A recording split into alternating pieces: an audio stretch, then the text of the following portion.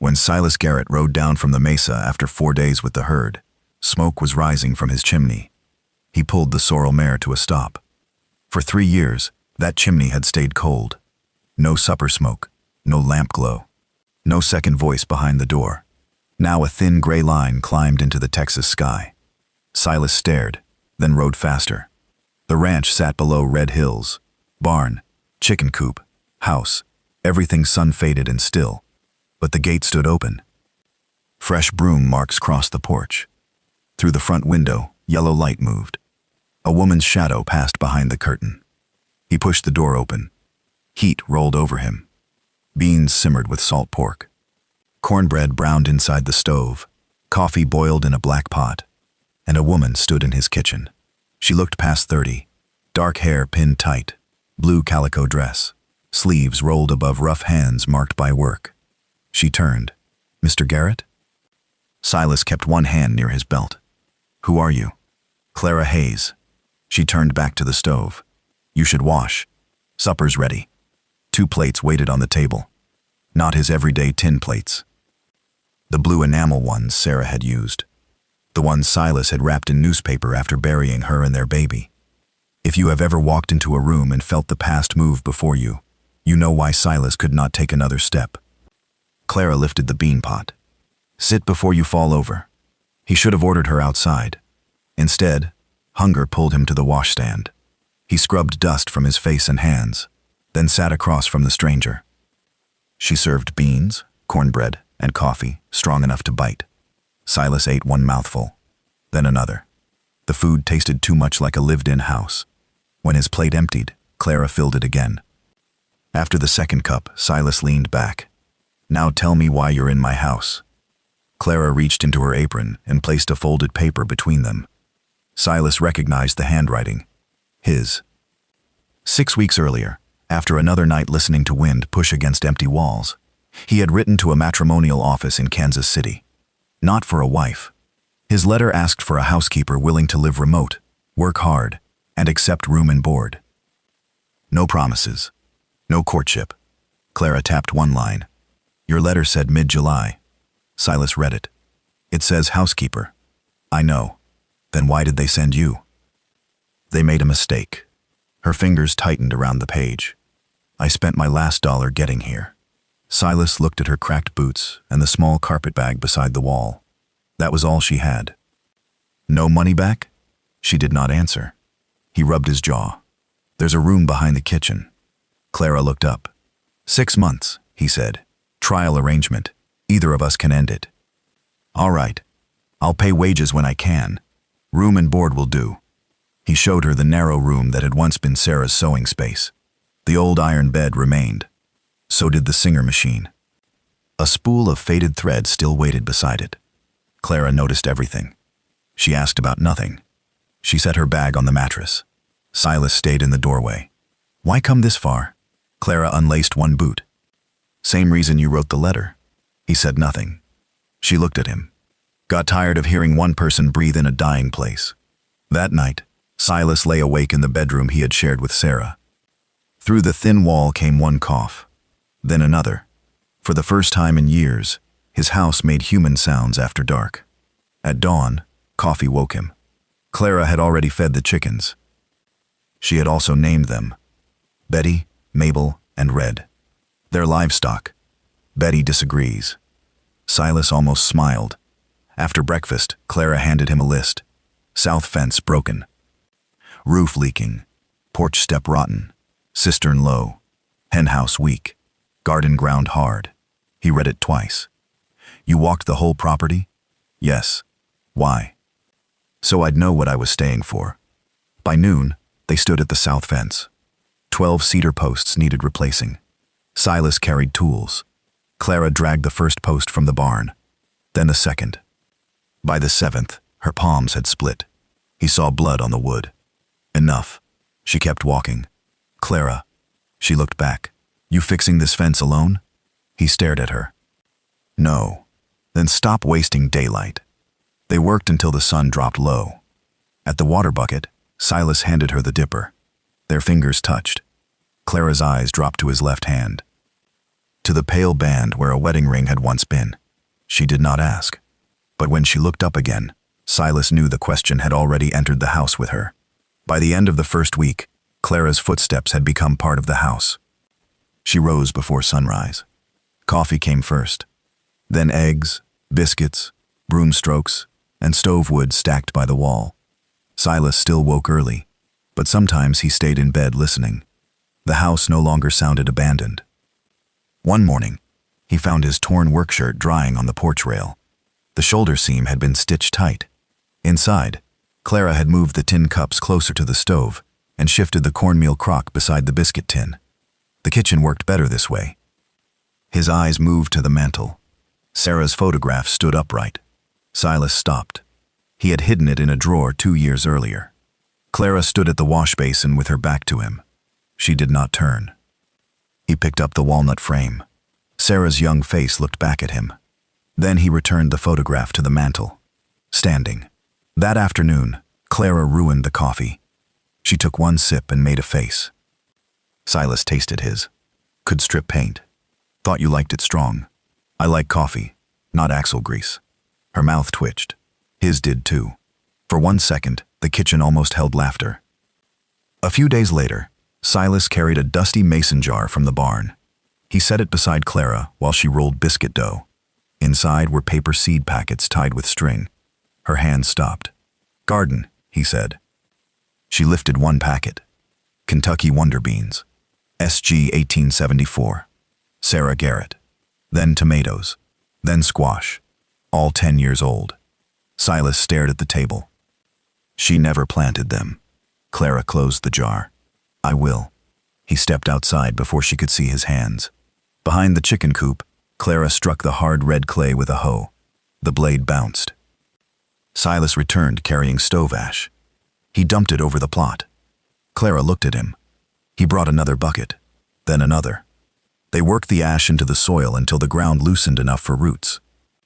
That evening, Clara mended another shirt, while Silas oiled his saddle beside the stove. The lamp burned low. Blue slept near the door. After a long while, Clara said, Ohio was green. Silas kept rubbing oil into the leather. Rain most weeks. He nodded. My father ran cattle before fever came through. Clara's needle slowed. Lost most of the herd. Then people started dying. The needle stopped. For anyone listening who has carried a room full of words and still said almost nothing, this was the kind of night where silence did the talking. Clara pulled the thread tight. I was married. Silas's hand froze. 4 years. He waited. She did not say more. After a while he said, Sarah was my wife. Clara nodded. That was enough. 3 weeks after she arrived, the cistern rope came up almost dry. Silas checked the wet mark twice. 2 feet. Maybe 3 days of water. Clara stood beside him. Creek? 3 miles south. I'll hitch the wagon.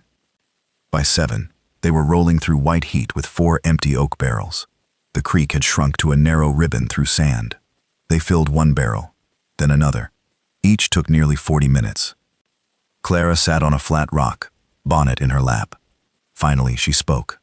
My husband was Thomas. Silas looked at her. Typhoid took him. The creek kept moving past their boots. 3 days, she said. Her fingers dug into the bonnet brim. His family said I didn't nurse him right. Silas said nothing. They printed it in the death notice. Said fever and neglect. She threw a pebble into the shallow water. No splash. Everyone knew who they meant.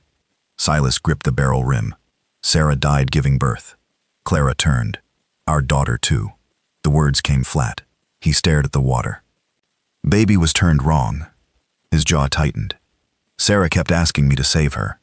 The barrel filled another inch. I couldn't. Clara's eyes stayed on him. How old? 22. Silas rolled the 3rd barrel away. Buried them together. The 4th barrel filled beneath the burning sky. On the ride home, a rear wheel struck a deep rut. 1 barrel tipped. The rope stretched. Silas jumped into the wagon bed. Clara followed. They caught the barrel together. Water slammed against the wood. Her hands landed over his. For a long second, neither moved. Then Clara pulled away. Silas retied the rope. They rode on. At sunset, They poured every saved gallon into the cistern. Clara stood across the yard, sleeves soaked, hair loose from its pins. Silas watched her. She watched him back. Before either could speak, thunder rolled beyond the western ridge.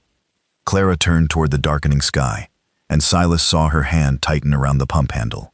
The thunder never reached them that night. But 6 weeks after Clara arrived, another sound did. Hoofbeats. Silas stepped from the barn as a rider came through the gate.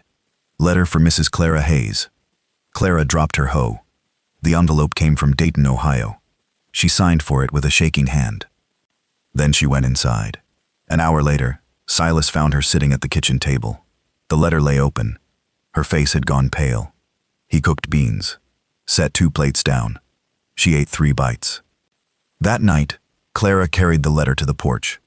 Silas sat beside her. My sister wrote. Silas waited quietly. Thomas's mother put up a grave marker. Her fingers crushed the paper. It says he was taken by fever and a wife's neglect. Silas's jaw tightened. Everybody back home knows who she means. Clara rubbed both hands over her face. She said death followed me. Silas looked away. Sarah died birthing our daughter. Clara turned. I told you that part. His fingers locked around the chair arms.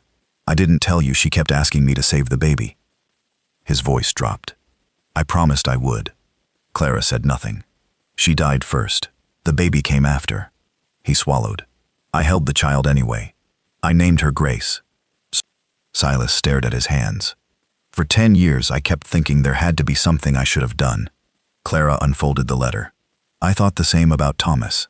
Silas looked at her. You didn't kill him. You don't know that. I know fever. Her eyes stayed on his. And you didn't kill Sarah. Neither spoke for a long time. Then Clara whispered, I answered your letter because you promised nothing.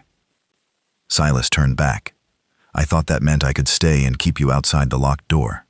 Her breathing shortened. But now I listen for your boots. Silas's chest pulled tight. I listen for yours.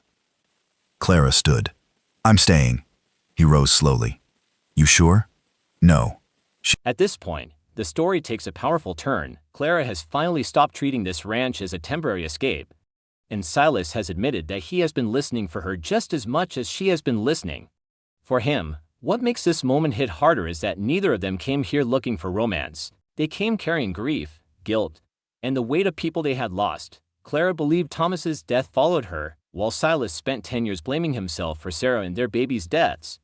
But now, for the first time, they are giving each other something neither one had found in years, someone who understands the pain without judging it. And just when they finally decide to stay together, the storm outside is about to test everything they built. Would you have stayed, knowing another disaster was coming? She wiped her cheek. I'm staying anyway. Before dawn, Silas fed the letter to the stove. Clara watched the paper curl black. Then the chickens began screaming. Blue paste, barking west. Silas stepped outside. The sky had turned yellow-green. He ran back inside. Cellar. Now. Clara froze. No. The first blast of wind hit the house. I can't go underground. Clara. It feels like a grave. Metal ripped loose from the barn. Silas grabbed her wrist. Then curse me later. He pulled her across the yard. They reached the cellar as debris flew. Inside, Clara pressed against the dirt wall, gasping. Silas lit a candle. Look at me. She couldn't. He took her face between both hands. Tell me 5 things you see. Her lips shook. Candle. Good. Your face. Shelf. Beans. Dirt. The ceiling groaned. The candle flame jumped each time the earth shook above them. Clara gripped his sleeve until her knuckles turned white. Silas kept talking about cattle. About his father. About Sarah singing badly while kneading bread. Clara's breathing slowly matched his. Then she began talking too. Thomas collected rocks. 30 jars. Each labeled. Each saved. They traded pieces of their dead while the storm tore at the world above them. Then everything stopped. Silas pushed open the cellar door. Sunlight spilled down. The barn roof was gone. Fence rails covered the pasture. The chicken coop had split open. Clara walked toward the garden. Every row had been flattened. She knelt in the mud. Silas watched. Then she lifted one broken tomato plant. roots still attached. Might live. Clara dug a new hole with her hands. You helping? He dropped beside her. They saved 3 tomato plants before sunset. 2 days later, wagons arrived. The Hendersons, the Tuckers, the Abernathys. Lumber, tools, food. Nobody asked whether Silas deserved help. They simply worked.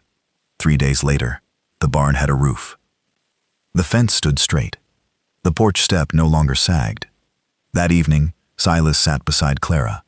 The 6-month trial was stupid. Clara glanced at him. I don't want 6 months. Her fingers stopped moving. What do you want? You here.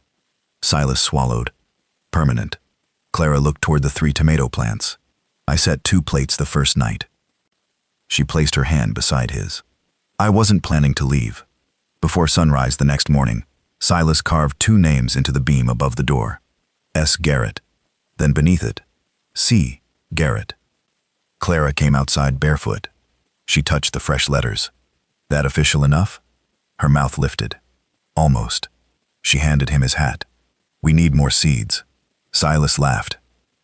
They hitched the wagon and rode toward town. Behind them, 3 tomato plants stood in fresh soil. Ahead, the road shone gold beneath the morning sun.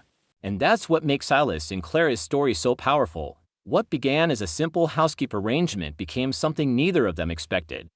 They arrived carrying the guilt of losing their spouses, convinced that they had somehow failed the people they loved, but through hard work, shared grief, and countless quiet moments, they slowly rebuilt a home and eventually, a future together. Even after the storm destroyed the ranch, they didn't give up.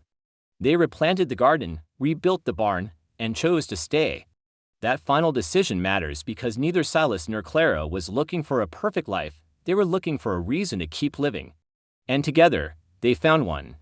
If this frontier story touched you, hit that like button, share your thoughts in the comments, and don't forget to subscribe for more unforgettable Western stories. If you want another frontier story like this, subscribe and ride with us again.